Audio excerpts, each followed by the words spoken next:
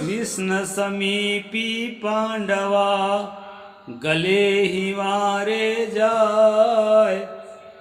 लोहा को पारस मिला तो काहे को काई खाए। नमस्कार दोस्तों, मैं विनाश दास रेशनल कबीर यूट्यूब चैनल में आप सबका हार्दिक स्वागत करता हूं। साथियों, यदि चैनल को सब्सक्राइब नहीं किए हैं तो सब्सक्राइब जरूर करें। शेयर करके सभी ग्रुपों में सभी साथियों तक पहुंचाएं। बेल आइकन को प्रेस करें, ऑल नोटिफिकेशन ऑन रखें ताकि हर नया अपडेट आप तक पहुंच सके। लाइक और कमेंट जरूर करें। साथियों, इस चैनल का उद्देश्य किसी भी जाति, धर्म, संप्रदाय या व्यक्ति विशेष को आहत पहुंचाना नहीं है। इस चैनल का उद्देश्य है कि भारत में तर्कशीलता विकसित हो, वैज्ञानिक सोच विकसित हो, बौद्धिक स्तर विकसित हो, जिससे कि हमारे देश के आने वाली जो पीढ़ी है वो विकास के, उन्नति के शिखर पर पहुंच सके। वह विकास चाहे वस्तुओं का विकास हो, वह विकास चाहे मनोभावनाओं का विकास हो, वह विकास चाहे आध्यात्मिक सुख शांति का विकास हो। विकास के लिए शुद्ध और पवित्र मन का होना जरूरी है, और शुद्ध और पवित्र मन उलझा हुआ नहीं होता, और जो मन उलझा हुआ नहीं होता है वो तर्कशील होता है। दोस्तों, तर्कशील मानसिक सोच को बढ़ाने के लिए ही इसका चैनल का नाम रेशनल कबीर चैनल रखा गया है, और चैनल को इसीलिए क्रिएट किया गया है। मैंने एक साखी सदगुरु कबीर साहब की बीजक की साखी आपके सामने रखी है। कृष्ण समीपी पांडवा गले हिमालय जाए। लोहा को पारस मिले तो काहे को काई खाए। दोस्तों, एक कथा है, किंवदंती है कि पारस नाम का एक पत्थर होता है। होता नहीं है, लेकिन कभी जगत में ये प्रचलित है। और वो पत्थर जब लोहा को स्पर्श हो जाता है, लोहा को छू जाता है, तो लोहा जो है सोना हो जाता है। ऐसी किंवदंती कभी जगत में चलती है। दोस्तों, इसका भावार्थ होता है जब इस जीव को, इस दुखिया जीव को परमानंद घन परमात्मा की प्राप्ति हो जाती है। परमानंद घन परमात्मा ही पारस पत्थर है। उसकी प्राप्ति जब साधक को हो जाती है, दुखिया जीव को हो जाती है, तो वह भी परमानंद घन परमात्मा में निमग्न हो जाता है, आनंद के सागर में डूब जाता है, और उसके जीवन में कोई दुख नहीं रह जाते, और वह रह ही नहीं जाता, वो परमात्मा ही हो जाता है। कहा है ना, जो जाने ते ही देव जनाई, जानत सोई सोई हो जाई। ऐसा किसी ने कहा है। जो जानना चाहोगे तो उस परम तत्व का रहस्य, उसका भेद मैं तुम्हें बता दूंगा, और अगर जिस दिन मैं बता दूंगा और ठीक से समझ लोगे ना, तो तुम वही हो जाओगे। एको ब्रह्म द्वितीयो नास्ति।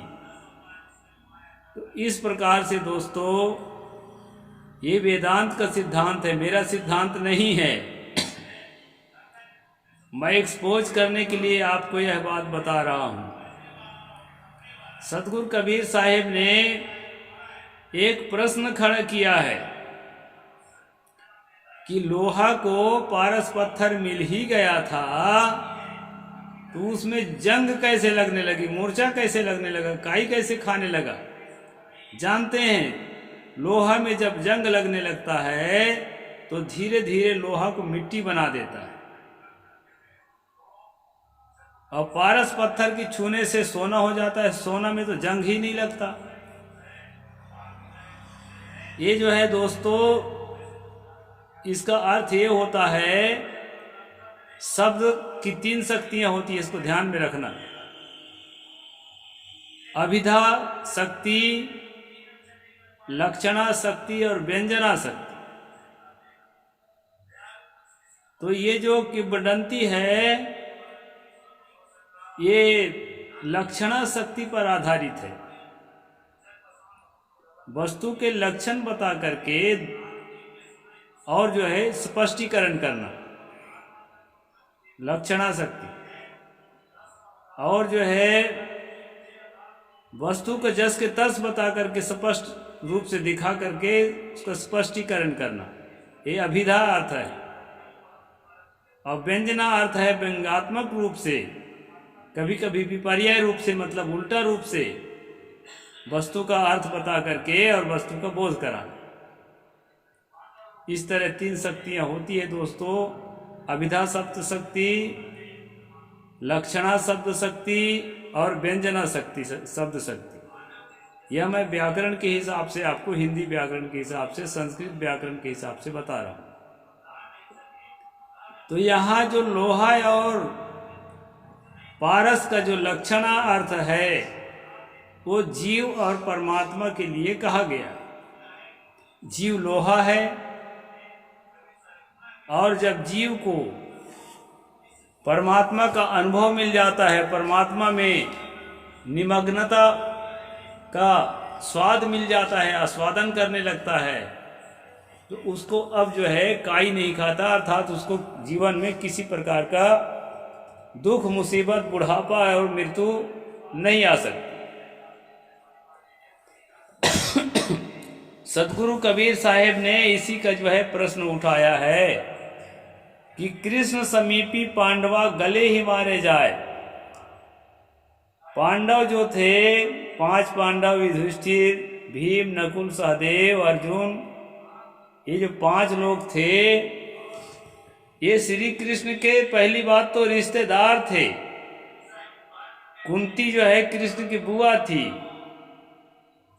तो एकदम निकट के रिश्तेदार थे। दूसरी बात, सुभद्रा को विवाह करने के बाद अर्जुन जो है उसका बहनोई भी हो गया था, तो सब तरह से एकदम नजदीक का रिश्ता था इन लोगों का, पहली बात। दूसरी बात, पूरी तरह से पांडवों के हित चिंतक थे, उनके भलाई सोचने वाले थे, द्रौपदी के भी और 5 भाइयों के भी एकदम नजदीक का रिश्ता था। यह सब कुछ होते हुए भी आखिरी में आप देखेंगे महाभारत में पांडव जो है हिमालय में जाकर गल करके और मर गए, बर्फ में गल करके मर गए। उनका उद्धार ही नहीं हुआ। उनको परमात्मा उपलब्धि की जो परमानंद घन अनुभूति कही गई है वह जीवन के अंत काल तक भी नहीं हो सका। तो दोस्तों, आज मैंने एक वीडियो बनाया है कबीर और रामानंद के सीरियल में। उसमें मैंने बताने की कोशिश किया है कि राम लला किसी भी प्रकार के ईश्वर का अवतार नहीं है, ऐसा कबीर साहब ने क्यों कहा। उसी प्रकार कृष्ण लला भी किसी ईश्वर का अवतार नहीं है, क्योंकि यदि ऐसा होता तो और लोगों का उद्धार करते कि नहीं करते। कम से कम अपने जो सबसे निकट का भगत थे अर्जुन थे, अर्जुने को उद्धार कर दिए होते। वह भी बेचारा गल करके मर गया। तो इस तरह से दोस्तों भ्रम में आपको रखा जाता है, अंधविश्वास में, पाखंड में आपको डुबो कर रखा जाता है कि एक परमात्मा है जो अवतार लेकर आता है, राम के रूप में, कृष्ण के रूप में, बुद्ध के रूप में अवतार लेकर के आता है और आपके उद्धार का रास्ता खोलता है। ये भ्रम में रखा जाता है दोस्तों। इस पाखंड से बचना हर रेशनल आदमी को, हर तर्कशील आदमी को जरूरी है। इसके लिए मैंने वीडियो बनाया। और कबीर साहब जो है एकदम ठोस रेशनल थे, कई लोग उनको भगवानों का भगत बनाते हैं और भगवानों को भगत बताने का कोशिश करते हैं। इसी के प्रतिक्रिया में मैं इस प्रकार की वीडियो बनाता हूँ कि अगर वो सचमुच राम को, कृष्ण को, एक पद है दोस्तों, जन्म सब धोखे में बीत गयो, ये एक लाइन है और इसके बाद फिर उसके अंतरा है। तो इस एक लाइन को पूरा करने के लिए, जन्म सब धोखे में बीत गयो, तुमने कबहू न कृष्ण कहो, तुमने कबहू न राम कहो, जन्म सब धोखे में बीत गयो। इस तरह राम और कृष्ण को अनूप जलोटा ने घुसा करके, बहुत सुंदर फिल्मी कलाकार है और फेमस कलाकार है, गाना बना दिया। अब गाना को पढ़ पढ़ के तो लोग सोचेंगे कि देखो भाई, कबीर साहब तो राम की भक्ति कर रहे हैं, कृष्ण की भक्ति कर रहे हैं। तो दोस्तों, उनके कविताओं को बिगाड़ करके पेश किया जाता है, जिससे आपको ऐसा लगता है दरअसल कबीर साहब किसी पाखंड के भक्ति शक्ति के चक्कर में नहीं पड़ते थे और वो पूरी तरह से रेशनल थे, पारखी थे, तार्किक से थे, तर्क करके युक्ति संगत बातों को और प्रमाण संगत बातों को वो स्वीकार करते थे और जो बातें छिछली होती थी उन बातों को वो स्वीकार नहीं करते थे। इस बात को हमें समझना चाहिए। तो किसी भी प्रकार के राम के, कृष्ण के भक्ति करने से किसी का कल्याण नहीं हो सकता। आपका कल्याण तभी होगा जब आप तर्कशील होकर के, वैज्ञानिक चेतना में जागृत होकर के और सत्य का शोधन करेंगे और सत्य में अपने आप को स्थित करेंगे। दोस्तों, आपके अंदर परम सुख है, परम शांति है, परम तृप्ति है। आपके बाहर कोई ईश्वर परमात्मा ऐसा नहीं है जो आपके अंदर तृप्ति, शांति और सुख भर दे। आपके अंदर भरा हुआ ही है, पहले से भरा है। केवल जो है समझ करके, साधना के द्वारा, मेडिटेशन के द्वारा, ध्यान के द्वारा भटकते हुए मन को शांत करके, एकाग्र करके और असंग अवस्था में जगत के चिपकाहट को त्याग कर, जगत के रागात्मक प्रवृत्ति को त्याग कर, काम, क्रोध, लोभ, मोह, मद, मत्सर की जो तरंगे उठती हैं, भावनात्मक तरंगे, उन तरंगों को शांत करके अपने आप में विशुद्ध अवस्था में आप अनुभव कर सकते हैं परमानंद की। उससे बढ़ करके, उससे अलग हट करके और कोई आनंद, कोई ईश्वर, कोई परमात्मा नहीं होता है। इसलिए दोस्तों, भ्रम से निकालने के लिए मैं दिन रात परिश्रम करता हूँ और इस परिश्रम को जन जन तक पहुँचा करके और लोगों को तार्किक बनाने में, वैज्ञानिक चिंतक बनाने में और जो है अहिंसक साधक बनाने में चैनल की मदद करें, यही मेरी कामना है। साहेब बंदगी। जय जोहार, जय भीम, जय भारत।